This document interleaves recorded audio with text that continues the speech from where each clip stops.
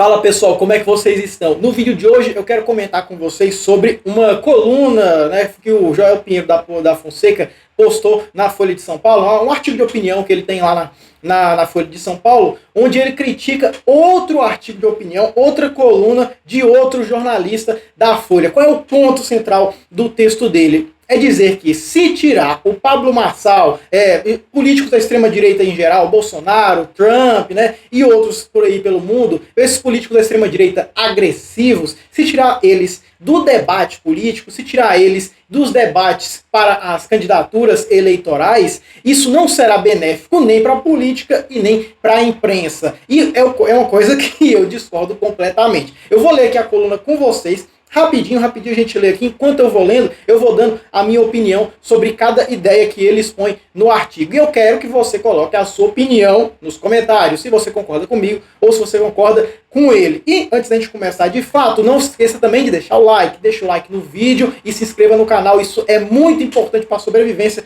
aqui do nosso canal. E se você chegou lá no final, né? Se você gostou do vídeo, compartilhe com mais alguém que com certeza vai gostar muito dessas notícias, dessas informações. Primeiro de tudo, quem é Joel Pinheiro da Fonseca? Conhecido como Joel Pinheiro somente. Ele é um jornalista de direita que trafega aí em diversos veículos de informação. Já esteve na Jovem Pan, na CNN, acho que ainda está na CNN, mas para você entender, é aquele típico jornalista de direita centrão, aquele que quer posar de isentão, mas no final sempre cai para a direita. Ele é da mesma época que surgiu ali o Caio Coppola na Jovem Pan. O Caio Coppola, extremista de direita, ele somente de direita. Para a Jovem Pan ele era quase um cara de esquerda, mas na hora de se posicionar sempre caía para a direita. Esse é o Joel Pinheiro. Vamos começar. A matéria dele diz o seguinte, ó, já de início, cabeçalho da matéria: a imprensa não é nem pode ser tuteladora da democracia. Uma resposta a Leão Serva. Leão Serva é o outro jornalista que fez a outra matéria, né, que ele vai estar criticando aqui. Eu já adianto que eu concordo muito mais com o outro jornalista do que com o Joel Pinheiro. Aí embaixo já diz aqui: o papel do jornalismo hoje não é mais o de megafone de algumas poucas vozes. Já começo discordando completamente. O papel do jornalismo não deveria ser o de megafone de algumas poucas vozes, mas sempre foi e continua sendo o megafone de umas poucas vozes. Quem são essas poucas vozes? São as vozes da elite, as vozes da elite dominante, que sempre é quem são os donos, né? Os donos dos veículos de informação, que colocam ali o seu viés político e, na esmagadora maioria das vezes, de direita, só que mascarando o seu viés político. Perceba que a ciência política diz o seguinte: nunca você pode dizer que uma opinião política é sem um viés político, sem um viés partidário, sem um viés ideológico, de esquerda ou de direita. A diferença é que nos meios de comunicação, o que deveria acontecer?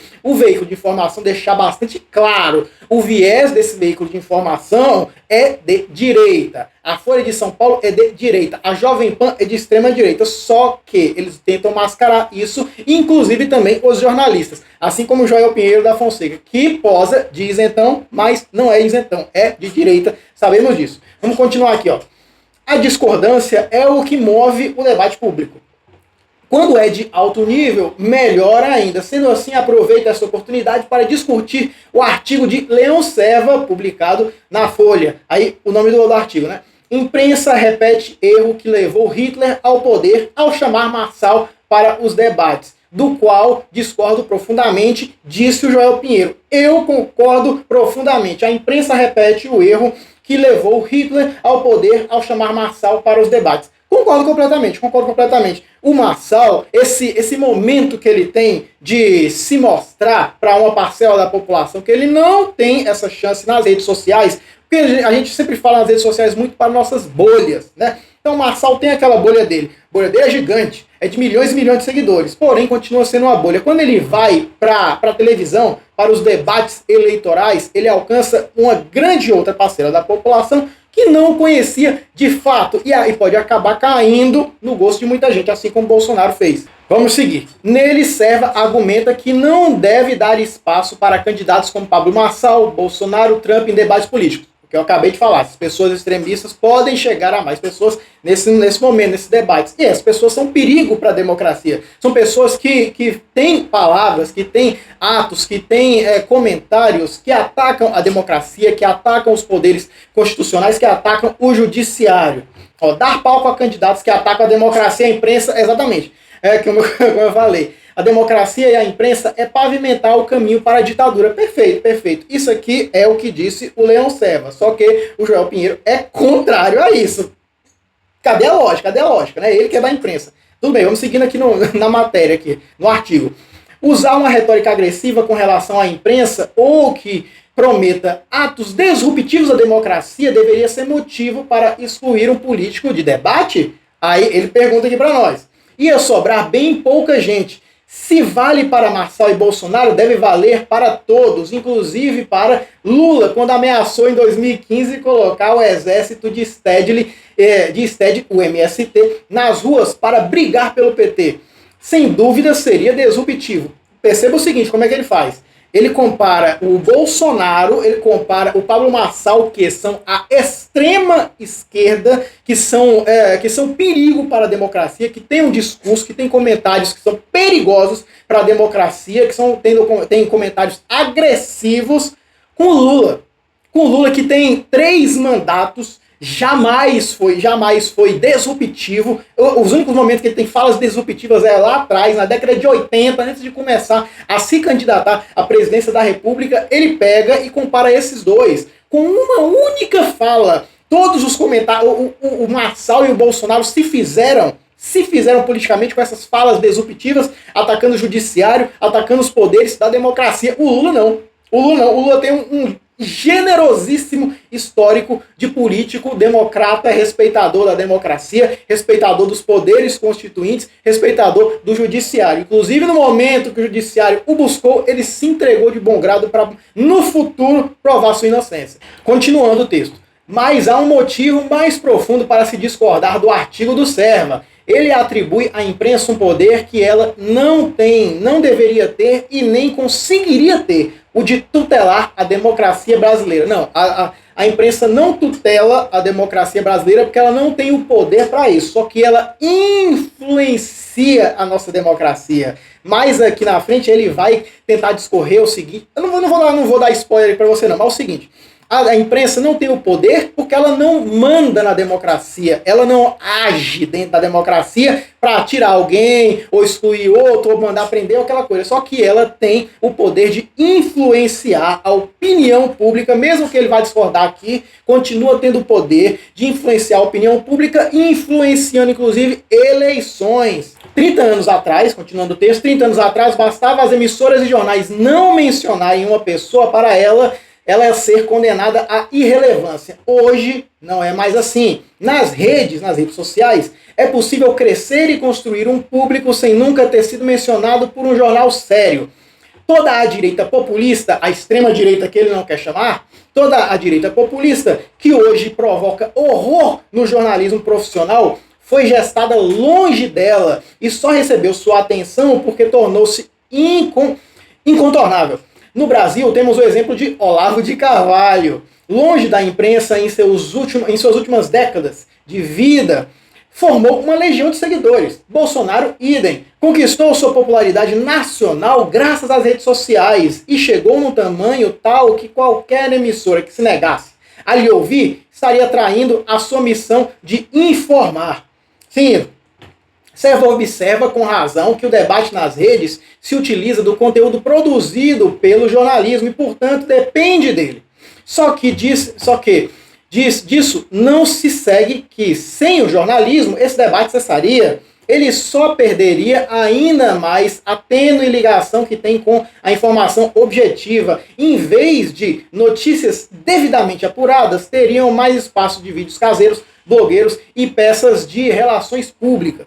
Nesse momento aqui eu concordo em parte com ele, mas eu volto naquilo que eu falei anteriormente. Não é somente assim, não é somente dessa forma. As pessoas falam para suas bolhas, mesmo que as bolhas sejam crescentes, continuam sendo bolhas. E muitas vezes essas bolhas não são suficientes para que uma pessoa se eleja. Quando você joga aquela pessoa para um debate eleitoral, aquela pessoa que tem um discurso contra a democracia que pode elegê-la e contra a imprensa que está o colocando lá, você pode incitar outros a conhecer aquele candidato completamente disruptivo, completamente extremado e levar aquela pessoa ao poder, assim como aconteceu com o Bolsonaro, e grande chance tem o Pablo Marçal. Última parte aqui que a gente vai ler. O papel da imprensa profissional hoje não é mais o de megafone de poucas vozes. Mente novamente. Esse continua sendo, pode não ser o papel inicial, mas é o que acontece. Continua sendo o papel de voz dos poucos donos que esses meios de comunicação têm.